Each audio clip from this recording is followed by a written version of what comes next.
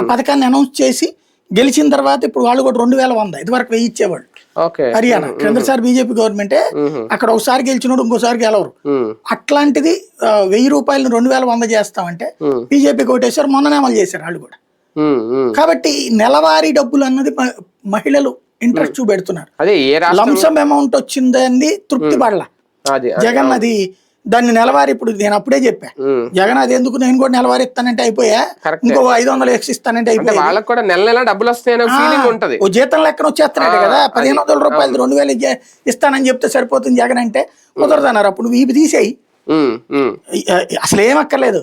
అమ్మ ఒడి తీసేసి, ఆ ఫీజు రియంబర్స్మెంట్ తీసేసి, ఏది చేయూత తీసేసి, ఫీజు అదే పేరు ఏంటది రుణమాఫీ తీసేసి, ఆ కాపు నేస్తం ఈబీసీ నేస్తం ఇవన్నీ తీసేసి ఆ డబ్బులన్నీ లంసమ్ అనుకుని దాని 2000 ఇవ్వడం పెద్ద కష్టమే ఉంది. అది అతను చెప్పలా. ఇప్పుడు తీసేశారు కదా అసలు ఏ నేస్తాలు ఉన్నాయని ఇక్కడ చేయొత్తో సహా ఏమి లేదు. అసలు 0 వడ్డీ రుణాలే లేవు. నాకు తెలిసి వీళ్ళు ఏం చేస్తారంటే లాస్ట్ ఇయర్ ఇస్తారు, ఇప్పుడు ఏళ్ళకి మళ్ళీ లాస్ట్ ఇయర్ ఇచ్చి 1500 ఇచ్చేసి నెక్స్ట్ ఇయర్ మేము 2000 ఇస్తామని చెప్తారు, మేము వస్తే ఇస్తామని చెప్తారు. ఎంతమంది మహిళలు కొంటే అంతమందికి లాస్ట్ ఇయర్ ఇస్తారు, లాస్ట్ ఒక 6 నెలల ముందు ఇస్తారు అనుకుంటా నేను, ఎందుకంటే అక్కడ ఇచ్చారు. అట్లాగా ఇక్కడ బీహార్ లో ఇప్పుడు 10,000 ఇచ్చారు, మంత్లీ చెప్పలేదు.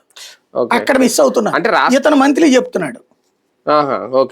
అక్కడ తేడా వస్తే అంటే రాష్ట్రం ఏదైనా మహిళలకు ఇచ్చే పథకాలు అనేది కీలకం. అది ఆంధ్రప్రదేశ్ లో ఆల్రెడీ 2-3 సార్లు ప్రూవ్ అయింది. కానీ బీహార్ లో కూడా దాని ఎఫెక్ట్ నితీష్ మీద ఉంటుందా రేపు పొద్దున్న అనేది అదే గెలిపిస్తుంది. బేసిక్ గా ఒకటే ఏంటంటే పరిపాలన పరంగా పెద్ద